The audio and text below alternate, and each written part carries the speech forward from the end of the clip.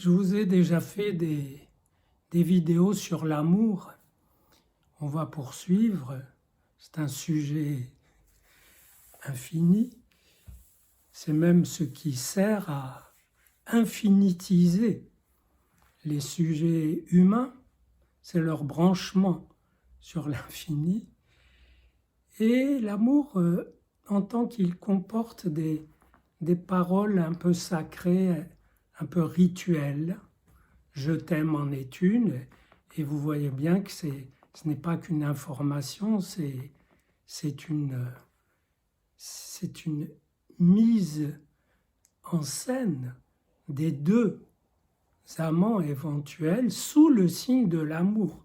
C'est presque une convocation de l'amour pour qu'il arrive comme tiers et qu'il se prête à ce que les amants y prélèvent quelque chose, de quoi faire un lien d'amour, un lien qui, bien sûr, implique les corps, les désirs, les sexes, et qui, en même temps, implique un lien à l'amour. Il y a toujours une autre jouissance dans l'amour, au-delà de la jouissance purement sexuelle, qui est la jouissance de l'amour, de l'existence de l'amour convoqué en ce lieu-ci avec ces deux personnes précises. Mais il y a un autre mot qui me paraît très, très intéressant et émouvant, c'est « tu me manques ». Vous recevez un message « tu me manques ». Bien sûr, l'autre vous signale, admettons que c'est une femme, qu'elle pense à vous, mais ce n'est pas une information, ce n'est pas qu'une information. Et ça signale justement la convergence de plusieurs lignes qui portent l'appel de l'amour. Ça signale d'abord que son manque à être à cette personne est entré en collision avec le manque de vous, avec votre absence. Donc elle manque à elle-même comme vous lui manquez. Donc voilà déjà deux manques qui se collent et qui s'animent. Le manque à être, qu'est-ce que c'est ? C'est le manque intrinsèque à tout être humain qui n'est que ce qu'il est, alors qu'en même temps, il est branché sur l'être. L'être,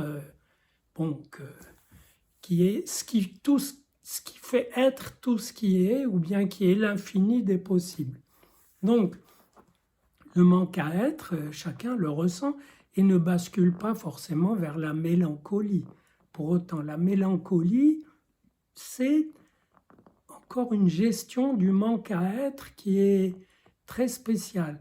Elle essaye de rapporter le manque à être au manque que le sujet a de lui-même. Le mélancolique, il manque de quelque chose, il manque de son moi, et son moi part à la recherche de son moi, et ça tourne en rond, et c'est fait pour ça. Donc revenons à « tu me manques ». Tu me manques, c'est que le manque à être de cette personne entre en collision avec votre manque, avec votre absence, votre être à distance, mais il entre aussi en collision avec son manque à elle-même, c'est-à-dire avec son manque au regard de l'amour, son manque à elle-même au regard de l'amour. Donc ça fait trois lignes de manque qui convergent en ce point qui, bien sûr, est un appel, mais qui, en même temps,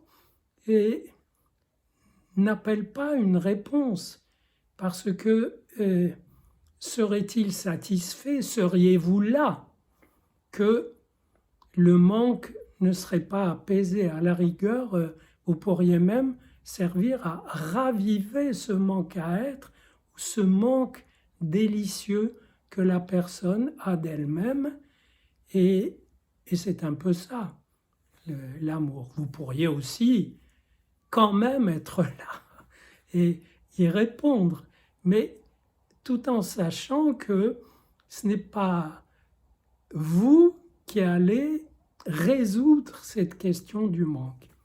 L'amour, c'est ce qui prend en charge la question du manque à être et qui la promène dans des espaces sidéraux et où elle fait de grands tours et des espaces intimes, tout en la reconnaissant insoluble. Les amants ne tiennent pas à ce que cette question du manque de l'autre, du manque à être, du manque d'amour soit résolue. Elle est faite pour appeler à sa résolution qui est infinie.